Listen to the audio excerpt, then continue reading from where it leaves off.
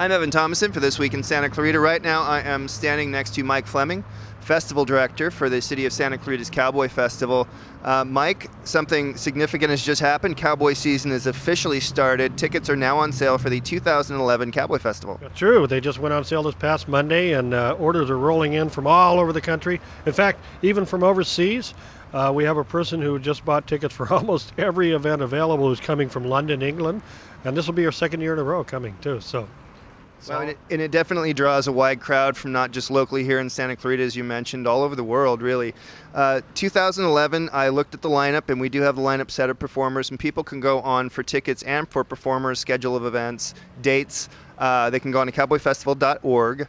But let's talk about 2011. We're going to see some performers come back that were very popular. I noticed Hot Club of Cowtown is back, Wiley and the Wild West. Yeah, both of those are favorites of mine as well. If people aren't familiar with Hot Club of Cowtown, just to give you an idea, they've toured with Bob Dylan and Willie Nelson and toured all over Europe and the East Coast. They're just an amazing group of musicians. For three people playing acoustic instruments, they get so much sound. It's just unbelievable. And Wiley and the Wild West, of course, as you mentioned. Wiley was the Yahoo guy, the yodeler for years. We have our favorites from the past, like Don Edwards and the Sons of the San Joaquin. Sourdough Slim, I call him the human marionette. He's just like every sidekick from old Western films rolled into one, and he plays accordion, which we won't hold against him, of course. And great poets. We haven't had Waddy Mitchell in about 4 or 5 years because he's been involved in another event. We brought him back, so it's going to be great to have him on stage. And Waddy's hilarious. So describe the mix of music. Now, cowboy music has a certain style to it, but we see everything from balladeers to Hot Club of Cowtown. It's very much swinging. I mean, it's very fast-paced. Well, historically, the original cowboy music came off the cattle drives in the 1800s out in the Great Plains of America. And so that would be more of your balladeer that you describe. A lot of those songs were brought from Old English and Irish folk tunes, and they set their own words to them. And then when we got into the 20th century, around the 20s and 30s, some of the other influences of American music started working their way in. So you had the movie music, which is typical of the Sons of the Pioneers, Gene Autry, those people. And then swing music, which is personally one of my favorites. And that came from people like Bob Wills and Milton Brownie and the Light Crust Doughboys and all of those. But they actually got their roots out of the big bands out of the East Coast and Chicago. And in the cowboy poetry that you talk about, too, really has a wide range to it. I think people that have never heard it before, though, would be surprised, and you mentioned Waddy Mitchell, at how funny it is. Oh, it can be hilarious. And, people hear cowboy poetry and they think it's an oxymoron. But actually it goes back to even beyond the cowboy story, and that's just the storytellers. And it's just a great way to construct a story is to put it into rhyme. But some of the hijinks and the stories that come out through cowboy poetry are hilarious. I'd agree with you on that. And one of the main attractions, of course, and you mentioned the festival is going to go, well, I don't know if we mentioned, but the festival is going to go from April 27th, so it'll be a week-long event at the Melody Ranch Motion Picture Studios. That will be April 30th and May 1st. And a lot of people think is that sort of the festival proper because it's at the backdrop of a very historically significant movie studio. Well, correct. And Melody Ranch, of course, the festival at Melody Ranch is really the hallmark of the festival. That's why so many people come. Actually to see Melody Ranch Motion Picture Studio.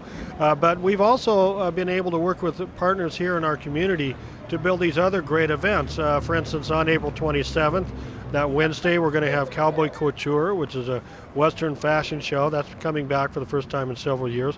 Repertory East Theater will be putting that on. We've got events at Heritage Junction with the Santa Clarita Valley Historical Society. Got a barbecue, a film tour. The barbecue is going to feature two very well-known stuntmen, Diamond Farnsworth and Lauren Janes, who was Steve McQueen's stuntman in many movies. They're going to talk about the background of that. Then we've got some other events at Repertory East Theater. We got a gentleman who's a publisher of True West magazine who knows anything and everything there is to know about Wyatt Earp, and he's going to tell both sides of the story about Wyatt Earp. We've already got people knocking on the door for that one. And then, of course, Hart Mansion. We have 2 concerts there, one with the Sons of the San Joaquin, one with Wiley and the Wild West, but solo, which is a very rare thing.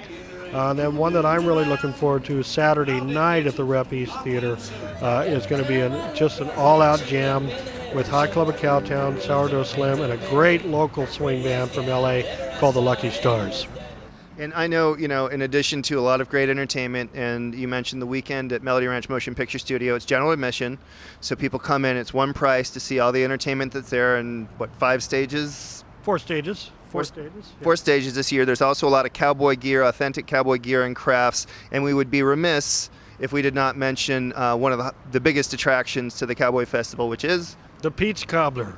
People literally come from all over the country to have the peach cobbler prepared by the chuck wagon cooks that show up there. The line is long, but nobody seems to mind. Again, Mike, tickets are now on sale. They can definitely find this out on cowboyfestival.org, cowboyfestival.org. What other ways can they get tickets? Well, they can go online and find out the phone numbers. We have a box office line. They can also fax or mail in their orders. One thing that people should know is this year we didn't mail out a brochure.